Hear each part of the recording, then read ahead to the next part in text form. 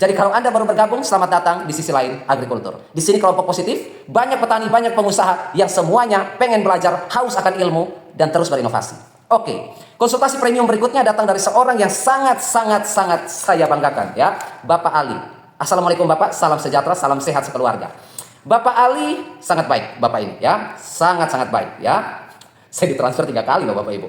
Baik, Bapak Ali ini, ya, Bapak Ali ini tidak banyak masalahnya. Bapak Ali ini hanya minta, ya, Pak Roni tolong racik untuk saya pupuk terbaik untuk fase vegetatif, fase transisi persiapan bunga, dan fase generatif pembuahan, ya, pembesaran buah sampai panen dan daya simpan. Racik untuk saya pupuk terbaik. Saya akan racik untuk Bapak. Setelah ini kita akan racik seperti biasa, ya. Yang pertama mangga Pak Roni, ya. Yang kedua alpukat, ya. Ini sekaligus juga dengan Bapak Suhadi. Selamat siang Bapak Suhadi. Untuk Bapak Suhadi dan juga Bapak Ali, untuk alpukatnya sudah saya racik Bapak. Racikan terbaik untuk alpukat, vegetatif, transisi, dan generatif, ya. Hasilnya jos, ya. Videonya seperti ini. Nanti saya akan kirimkan di WA Japri ke Bapak Ali dan juga Bapak Suhadi, ya, tentang racikan ini, pupuk alpukat, ya, beserta dengan hitungan-hitungannya, ya. Baik. Kemudian yang ketiga untuk nangka. Jadi mangga, alpukat nanti saya kirim untuk Bapak Ali dan Bapak Suhadi. Kemudian nangka yang mau kita racik ini, ya, untuk nangka hibrida mau kita racik sekarang. Kemudian untuk mangga, racikan terbaik untuk mangga hibrida, ya. Videonya seperti ini, nanti saya akan kirimkan juga untuk Bapak Ali, ya. Sudah saya hitung semua, itu yang terbaik, ya. Kemudian yang kedua itu dari Bapak Mi, ya. Bapak Mi, Bapak saya, bahasa Inggris ya, Mi, ya. Bapak Mi ini di Korea ternyata, ya. Bapak Mi ini bekerja sedang bertugas di Korea, tetapi mengelola lahan di Indonesia, luas sekali lahannya. Nanti kita lihat videonya dari Bapak Mi. Lahannya sangat luas dan dipercayakan kepada kerabat atau saudara untuk mengelola. Kemudian pupuk yang disiapkan nanti tolong dibuatkan Pak Roni pupuk yang terbaik. Nah, kurang lebih seperti ini videonya dari Bapak Mi untuk lahan. Walaupun beliau di Korea bertugas di sana, sedang bertugas, tetapi lahannya dikelola terus oleh kerabat. Videonya seperti ini.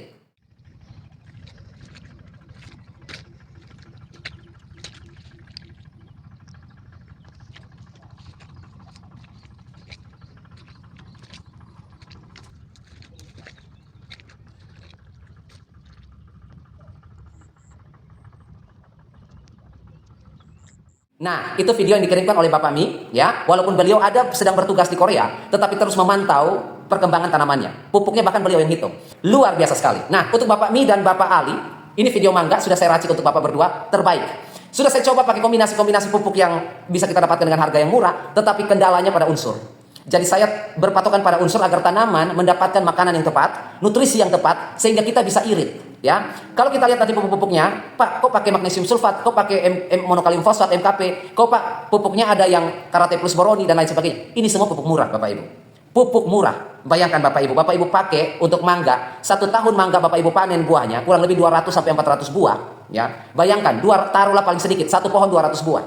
200 buah Bapak Ibu panen mangganya, Bapak Ibu cuma kasih pupuk 1 kilo. Bapak Ibu masih bilang mahal?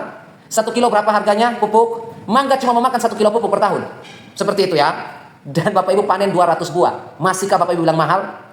Itu yang saya kurang yakin juga ya, seperti itu.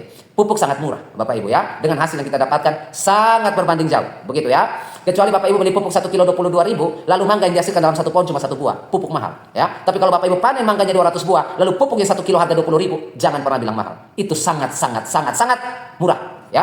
Baik, yang ketiga Bapak Marwan. Wah, Bapak Marwan ini mangganya bukan meracik pupuk Bapak. Bapak Ali dan Bapak Mi bukan meracik pupuk, tetapi bermasalah. Nah, dari Bapak Marwan kena jamur. Nah, gambarnya seperti ini.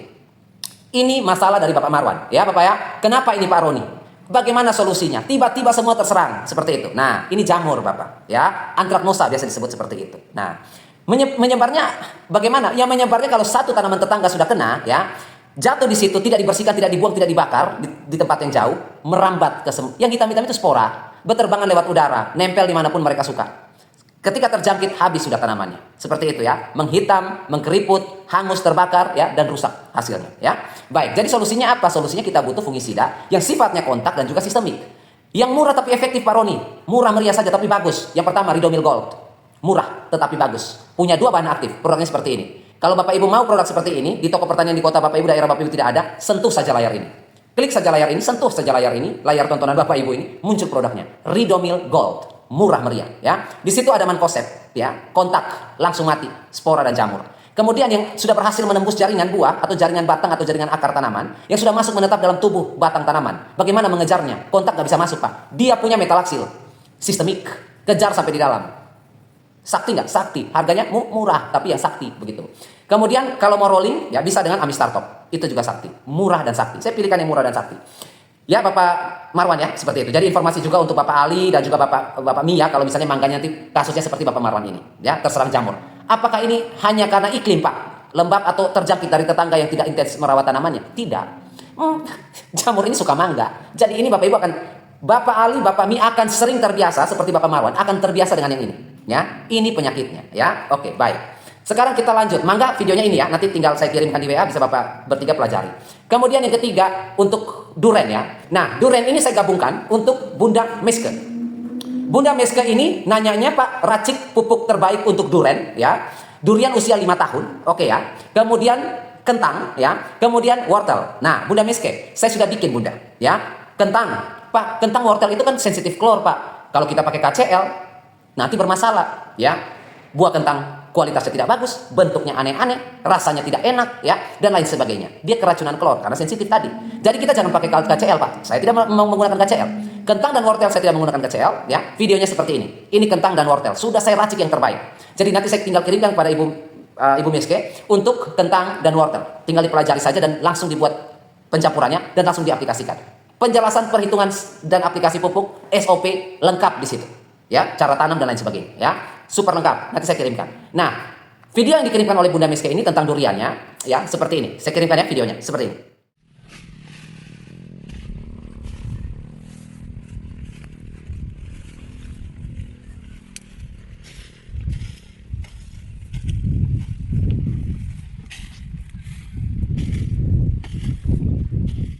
Nah, itu yang dikirimkan oleh Ibu Meske. Kasusnya seperti itu. Tanah miring. 5 tahun buahnya nggak maksimal ya. Pak, durian saya sudah 5 tahun Pak. Dulu pernah berbuah tetapi gugur. Ya, seperti itu ya. Tidak maksimal. Baik. Gini Bunda ya. Tanah miring ini ya, tidak bisa kita rawat tanaman perpohonan seperti itu, tanah miring seperti itu tidak bisa ya. Kita buat talang, kita buat skat. Seperti itu ya. Nanti Bunda bikin skat. Jadi kan tanahnya miring begini kan. Nah, duriannya tumbuh di tanah miring begini. Nah, duriannya tumbuh di sini. Ini tanah miring ya. Tanamnya miring, durian tumbuh begini. Nanti Bunda keruk tanah yang ini, yang di bagian atas dikeruk, dikeruk begini, kan miringnya, dikeruk begini. Sisa yang ini, kerukan ini, ya, ditimbun di bagian bawah sini. Dia miring begini kan. Nah, segitiga yang kita keruk ini timbunnya di sini supaya dia rata. Jadi volume segitiga ini sama dengan volume galian ini, ya, sama. Begitu ditimbun langsung rata. Turun lagi ke satu durian begitu lagi, seperti tangga. Ya, dibikin trap seperti tangga. Supaya apa? Di tanah miring itu Bapak Ibu, khususnya Bunda Miske ya. Hujan itu atau siraman air tanpa hujan pun, musim kemarau Anda siram atau di musim hujan, semua pupuk tergerus. Kenapa begitu? Karena tanah hanya mampu mengikat ion, unsur atau pupuk yang kita berikan yang sifatnya positif, ya.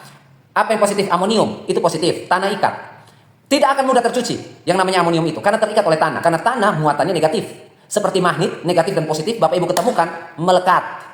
Kenapa magnet positif dan negatif bisa melekat? Karena dua medannya berbeda. Satu medan magnet kutub positif dan satu kutubnya negatif. Seperti itu ya. Nah, muatannya positif negatif pasti tarik menarik. Sama dengan pupuk. Tanah ini muatannya negatif. Sedangkan pupuk itu muatannya positif. Amonium positif, masuk di tanah terikat. Kalium ya, masuk di tanah terikat. Magnesium positif juga, masuk ke tanah terikat. Kalsium positif juga, masuk ke tanah terikat. Begitupun dengan mikro. Seperti itu ya. Unsur-unsur yang positif seperti ini tidak mudah tercuci. Tetapi mereka akan mudah tercuci kalau misalnya tanahnya miring. Bagaimana ceritanya Pak? Karena yang tercuci bukan cuma unsurnya. Tanahnya sekaligus tercuci. Erosi, terkikis. Semakin dikikis tanahnya terkikis membawa unsur hara. Akhirnya di bagian di bawah sana, ya, di bawah jurang sana, itu yang subur. Karena pupuk Bunda kasih ke atas, hujan bawa ke bawah. Seperti itu ya. Jadi bikin trap, ya. Bikin trap atau anak tangga supaya nanti penyiraman air tidak mudah tergerus ke bawah, ya. Kemudian pupuk yang kita berikan pun masuk maksimal di situ, ya. Baik, itu untuk Bunda Meske. Racikannya duriannya seperti ini ya. Untuk Bapak Ali dan Bunda Meske racikannya seperti ini. Kemudian Bapak Edison, ya. Durian saya pertumbuhannya lambat, Pak, ya. Banyak yang mati. Bayangkan, banyak yang mati. Usia 1 tahun, ya. Gambarnya seperti ini. Nah, ini gambar yang dikirimkan oleh Bapak Edison. Lahannya berapa Bapak Ibu tahu? 2 hektar lahannya. 2 hektar. 2 hektar ini sudah ditanam durian usia 1 tahun ini. 200 tanaman. 200 pohon. 100 pohon sudah mati. Ya benar ya Bapak Edison ya. 100-nya sudah mati ya. Ya, 100 sudah mati. Dari 200 pohon, 2 hektar. 100 sudah mati. Bayangkan Bapak Ibu. Yang petani durian, Bunda Meske. Kemudian Bapak Ali. Bayangkan. 200 tinggal 100. Waktunya sekejap. Ya, tidak butuh waktu lama untuk jamur bakteri menggerogoti akar dan mati. Tidak perlu waktu lama. Tular tanah cepat, seperti itu, bergerak dalam tanah, ya. Jadi solusinya bagaimana Pak Roni? Nah, saya minta dikirimkan video lagi dan videonya dikirimkan. Videonya seperti ini dari Bapak Edison.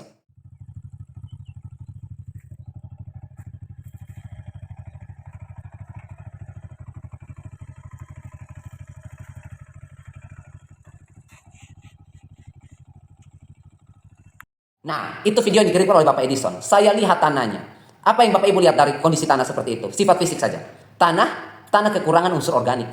Seperti itu ya. Itu tanah kalau begitu ciri-cirinya hujan menggenang. Yang pertama, tanah begitu. Tidak poros. Hujan pasti tergenang air di atas. Ya kalau tergenang dalam waktu yang lama, bayangkan mikroba suka nggak? Suka banget. Seperti itu ya. Itu yang pertama. Yang kedua, perakaran susah bergeraknya karena padat. Dia akan padat dan keras saat musim kemarau. Ya, tanah-tanah sifatnya seperti ini. Kemudian gulma. Gulma itu terlalu banyak dan tidak dibersihkan juga. Jadi banyak sekali masalahnya. Yang pertama, Bapak Edison bersihkan gulma di piringannya itu. Yang kedua, masukin bahan organik seperti kompos matang. Kemudian sekam bakar. Perbandingannya berapa Bapak? Perbandingannya 30%. Ya, cara hitungnya bagaimana Bapak? Bapak bikin piringan dulu. Setelah Bapak bikin piringan, Bapak lihat video kemarin saya hitung cara mengukur berapa kebutuhan kompos maupun cara mengukur berapa kebutuhan sekam bakar untuk lahan. Bapak bisa menghitung di situ atau bisa ditambahkan, ya. Kemudian yang ketiga, kita harus bunuh oknumnya, jamurnya, ya. Yang paling aktif di tanah apa, Pak? Yang paling efektif untuk membunuh semua. Ridomil Gold, Mancozeb sama metalaksi lagi kita pakai. Ya, nanti Bapak cari produknya seperti ini. Lalu dikocor di bagian perakaran. Pak, saya lihat ada yang sudah mulai naik ke pangkal batang. Nggak usah disemprot, siram aja di akar, dia naik sendiri. Kok bisa seperti itu? Dia akropetal, naik sendiri lewat pipa silen, ya.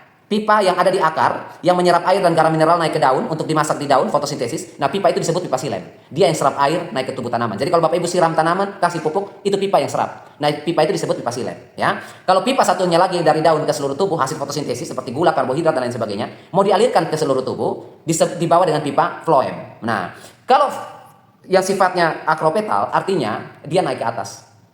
Ya, seperti itu ya. Jadi kocor di tanah, dia naik. Karena dia mau masuk dalam pipa silen. Ya. Jadi yang di pangkal batang, di tangkai atas juga mati. Ya, Bapak pakai itu. Ya, dosisnya di kemasan. Ya, baik. Kemudian pupuknya nanti saya racik. Ya, oh ya, pupuknya sudah ada tadi ya, pupuk duren. Kemudian untuk durian saya gabungkan semua. Bapak Mustafa ya, durian saya 8 tahun Bapak, tidak berbuah maksimal. Bayangkan. Jumlahnya 70 pohon. Ya, ditanam tahun 2016. Lahan bekas sawah, pH-nya 7. Bayangkan, lahan bekas sawah pH-nya 7. Video saya akan kirimkan Pak, tetapi sampai hari ini belum Bapak kirimkan ya, Bapak Mustafa. Bapak Mustafa kalau nonton video ini, aduh Pak Roni maaf saya lupa kirimkan, sudah nggak perlu lagi, saya sudah bahas ini, tidak perlu dikirimkan lagi Bapak videonya, tidak perlu. Tanah bekas sawah itu Bapak Ibu tahu kan, orang kalau punya sawah itu tanam padi, apa yang mereka kasih? Urea sama Ponska. Ponska dan urea itu sama-sama pupuk nitrogen. Ya, Pak, Ponska itu bukan pupuk majemuk, NPK, ya, tetapi besarnya di nitrogen, besar sekali, fosfor dan kalium kecil. Jadi kita anggap saja itu pupuk majemuk tapi tinggi nitrogen. Ditambah lagi dengan urea, tambah nitrogen. Ditambah lagi dengan ZA, nitrogen lagi. Jadi ada nitrogen ada 3 di situ. Orang yang punya sawah itu, petani sawah itu, sebelum berdiskusi dengan kita di sini, tahunya cuma urea, ZA, Ponska, selesai. Jadi yang dikasih cuma nitrogen, fosfor, kalium, sulfur, selesai. Dia nggak tahu lagi ada kalsium, dia nggak tahu lagi ada magnesium, nggak tahu lagi ada mikro, nggak tahu lagi. Seperti itu ya. Nah, pupuk yang sering diberikan dalam jumlah yang banyak, otomatis lahan sawah tersebut tinggi nitrogen. Seperti itu ya Bapak ya. Nah, karena tinggi nitrogen itulah, makanya dia susah sekali untuk berbuah sampai 8 tahun. Begitu ya. Jadi nanti penggunaannya makanya racikan di sini video yang saya nanti mau kirimkan ke Bapak di WA. Untuk generatifnya di usia durian 8 tahun itu ya, itu nitrogennya kita kecilin sampai 5 atau 4 itu saya kasih. Kecil sekali Pak. Ya, karena saya tahu dia butuh fosfor, kalium dan boron. Makanya nanti saya kirimkan buat Bapak Mustafa, ya. Kemudian yang berikut untuk jagung. Nah, saya gabungkan juga jagung di sini akhirnya kan. Jagung yang pertama dari Bapak Ude, usaha ini ya. Ude Adviantani. Ya, betul ya. Di sini tidak ada namanya Bapak. Jadi admin ditulis oleh admin Bapak Ude Adviantani. Ude Adviantani ini mungkin toko ya, toko tempat usaha Bapak ya. Baik. Di sini Bapak minta untuk racik pupuk terbaik ya. Rata-rata di sini per hektar jagung cuma 7 ton. Jagung pipit kering untuk pakan ya. Baik. Tolong bikin pupuk kocor, pupuk tabur, pupuk spray untuk jagung agar hasilnya lebih dari 7 ton per hektar. Kecil Bapak. Ini racikannya, sudah saya buat. Ya, sudah saya buat untuk Bapak sebelum Bapak minta. Seperti itu ya. Nah, ini lebih dari 7 ton, bahkan bisa lebih ya. Saya tahu ini yang nanya di sini, semua orang yang tani jagung di sini, Pak. Ini ada yang 3 ton itu. Kalau Bapak nonton video ini, saya kirim ke WA. Ada yang 3 ton. Bapak masih mending 7 ton per hektar ya. Baik. Kalau misalnya pupuk kocor dan tabur itu, ya Pak, tergantung di musim, ya. Bukan berarti kocor lebih bagus dari tabur atau tabur lebih bagus dari kocor. Bukan berarti itu hanya cara pengaplikasian, ya. Kenapa ada perbedaan antara pupuk tabur dan pupuk kocor? Karena disesuaikan dengan iklim.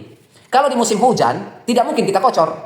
Kan logikanya begitu. Baru dikocor 1 jam kemudian air hujan bawah habis. Rugi kan? Ya iya.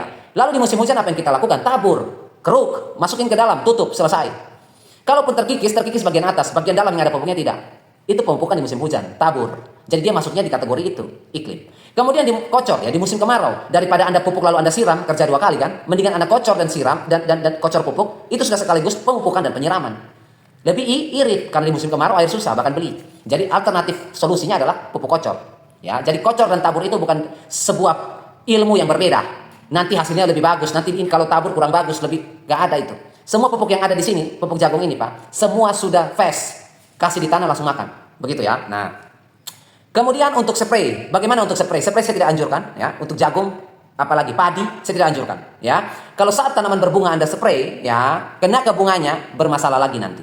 Seperti itu ya. Karena penyerbukan jagung, polinasi tidak membutuhkan siraman pupuk atau spray pestisida, tidak perlu. Bahkan kita jauhkan ya, supaya apa sih? Tidak rusak nanti hasil penyerbukan ya. Supaya bulir jagungnya bagus-bagus ya.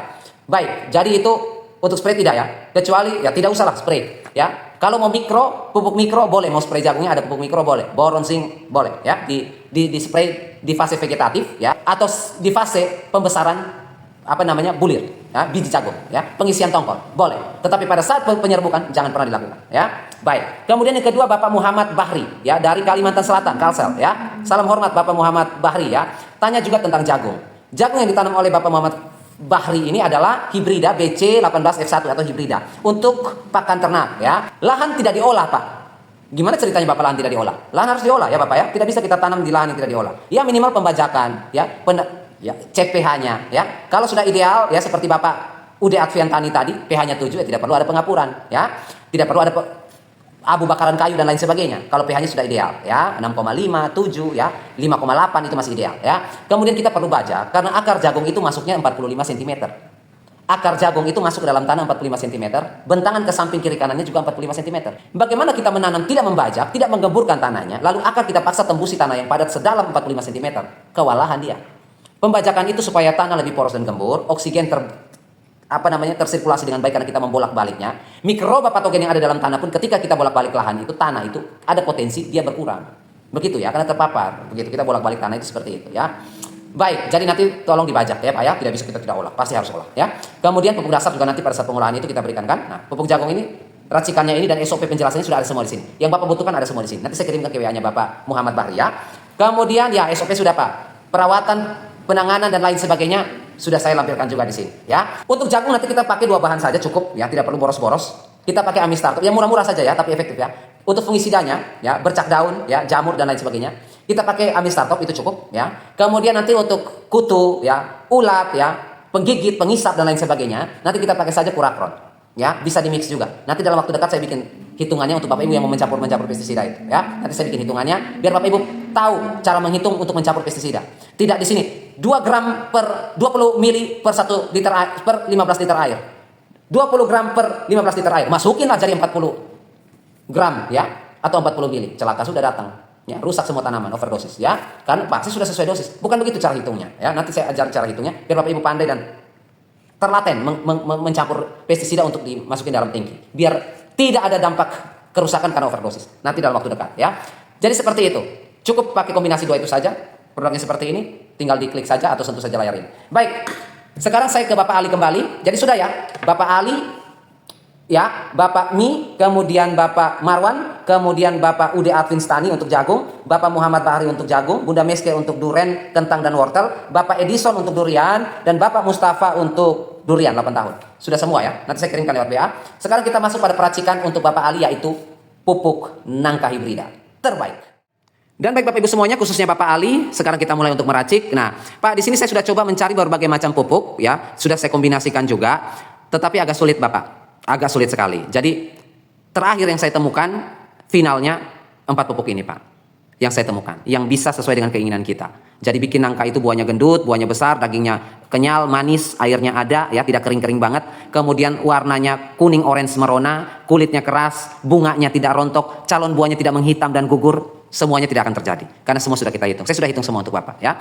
Nitrogen yang kita perlukan 20% besar ya untuk pertumbuhannya agresif. Kenapa demikian? Kalau kita mau samakan nangka dengan durian, dengan alpukat, dengan mangga yang Pak Ali sudah budidayakan di kebun, berbeda. Nanti ketika ditanam semuanya, dia yang panen duluan Bapak. Dia cepat sekali, apalagi hibrida ya, cepat sekali dia panen ya. Makanya pupuknya kita perlu agresif. Nangka N-nya 20, P-nya 10 sedang untuk perakaran dan batang.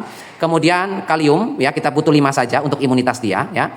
Kemudian untuk magnesium kita butuh 4 untuk klorofil. Kemudian sulfur kita butuh 4 untuk asam amino dan protein agar cepat pertumbuhannya. Kalsium kita butuh 4 untuk jaringan selnya. Bagian luar maupun bagian dalam, agar daunnya tebal, kulitnya kuat, ya, akarnya keras, tidak mudah goyah, tidak mudah roboh, tidak mudah terserang penyakit. Ya, boron kita kasih untuk melengkapi semua 0,05. Ini bagus di vegetatif, transisi maupun generatif kita butuh boron. Ya, baik. Pupuk yang saya siapkan untuk Bapak Ali, urea yang pertama yang mudah dijangkau, ya, cepat ini reaksinya. Kemudian karate plus boroni, ya, kemudian magnesium sulfat, kemudian MKP. Pupuknya cuma 4. Ya. Saya bikin pupuk total 10 kilo ya Pak Ali ya, 1 kali campur. Urea kita butuh 4 kilo, karate boroni 1,5 kilo, magnesium sulfat 2,5 kilo, MKP atau monokalium fosfat 2 kilo. Totalnya 10 kilo. Nah, kemudian untuk dosis ya, untuk dosis usia 0 sampai 1 tahun. Nah, untuk nangka ini Pak kita kasih pemupukan 2 kali saja. 1 tahun cukup 2 kali. Artinya awal musim hujan atau akhir musim hujan. Jadi di akhir musim hujan kita kasih, tanah masih lembab ya, tidak perlu penyiraman. Setelah hujan masih basah, kemudian sebelum musim hujan. Jadi setelah kita pupuk, tidak perlu lagi kita siram, karena setelah itu hujan. Makanya pemupukan 2 kali setahun atau per 6 bulan, yaitu sebelum musim hujan dan setelah musim hujan. Ya Pak ya. Nah, usia 0 sampai 1 tahun. Berarti kita hitung 0 sampai 1 tahun, untuk 1 tahun, ada 2 kali pemupukan ya. 200 gram per tanaman di usia 0 sampai 6 bulan. Jadi 0 sampai 6 bulan, kita kasih dia 200 gram per tanaman. Caranya tabur, bikin piringan Pak, lalu kita tabur, tutup kembali, kalau tanahnya kering kita siram, ya Pak ya. Kemudian masuk di usia 6 bulan ke 1 tahun kita kasih 300 gram per tanaman, sama aplikasinya juga tabur ya. Kemudian usia 1 tahun sampai 2 tahun ya. Usia 1 tahun sampai 2 tahun kita pakai 400 gram, tanaman mulai besar bertumbuh, 400 gram per tanaman ya. Jadi di usia 1 sampai 1,5 tahun, 6 bulan itu kita kasih 400 gram. Kemudian di usia 1,5 tahun atau 1,5 tahun ke 2 tahun kita kasih 500 gram per tanaman ya. Setiap tahun Bapak wajib menambahkan kompos atau pupuk organik padat yang matang ya, bukan kotoran hewan ya Pak ya, yang sudah matang, yang sudah terdekomposisi sebanyak 2 kg per tanaman. Jadi nanti kita gali ya, bikin piringan dari pohon nangka kita kurang lebih 80 cm sampai 1 meter. Kita bikin piringan lalu kita keruk ya, kita keruk, keruknya keluar ya Pak ya, keruknya keluar ya. Setelah itu ditabur pupuk ini ya sesuai dengan dosisnya per usianya. Tabur lalu kita tutup kembali ya dengan tanah tipis, lalu kita tutup lagi dengan kompos 2 kilo ini. Setiap kali pemupukannya tutup dengan kompos ya. Kemudian kita tutup dengan tanah yang tadi galinya keluar, kita buang ke dalam. Jadi dia nanti makin menumpuk. Tujuannya supaya hujan tidak tergenang di situ. Jadi setiap kali pemupukan dibuat seperti itu terus ya. Baik, sekarang kita masuk pada transisi untuk persiapan bunga nangka. Tidak rontok ini ya.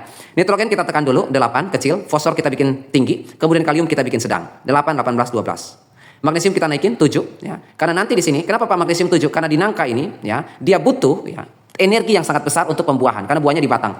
Nah, fosfor ini sudah menciptakan bunga, ya. Dia berkurang energinya, nanti dibantu oleh magnesium. Makanya saya naikin magnesiumnya. Dia sebagai di transisi, tadi kan di vegetatif dia bantu klorofil untuk nitrogen. Kalau di transisi pembungaan, magnesium bantu fosfor dalam segi energi, ya. Kemudian untuk sulfur kita butuh 5%, kemudian untuk kalsium kita butuh 5% dan juga boron 0,06%. Untuk pupuk yang kita gunakan masih sama, urea, karate boroni, MKP, magnesium sulfat. Urea kita pakai 1 kilo, karate boroni 2 kilo, MKP 3,5 kilo, magnesium sulfat 3,5 kilo. Totalnya 10 kilo, 1 kali campur. Ya. Untuk mempersiapkan dia di fase generatif atau pembungaan. 6 bulan pertama kita kasih 600 gram di usia 2 sampai 2,5 tahun. 6 bulan itu kita kasih 600 gram per tanaman. Kemudian di usia 2,5 sampai 3 tahun kita kasih 700 gram. Ya Pak ya. Kemudian penggunaan atau pemberian pupuk kompos matang 2 kilo per pohon. Ini dosisnya, nanti saya fotokan untuk Bapak. Kemudian generatif pembesaran buah nangka sampai panen. Generatif, nitrogen kita tambah tekan lagi menjadi 7, tambah kecil lagi. Fosfor kita tekan jadi sedang, dia 10% saja. Kemudian kita butuh agresif untuk kalium, kita pakai 25, tinggi sekali untuk pembesaran buah karena nangka buahnya tidak kecil seperti mangga atau alpukat ya. Dia buahnya besar, kita perlu kalium yang besar. Kemudian untuk magnesium kita butuh 4%, sulfur kita butuh 3%, kalsium kita butuh 4% untuk warna, untuk aroma, untuk rasa, untuk kulitnya keras ya, dan lain sebagainya. Boron kita butuh 0,05. Pupuk yang kita gunakan masih sama seperti tadi 4 pupuk, tetapi ureanya kita ganti dengan KNO3 putih.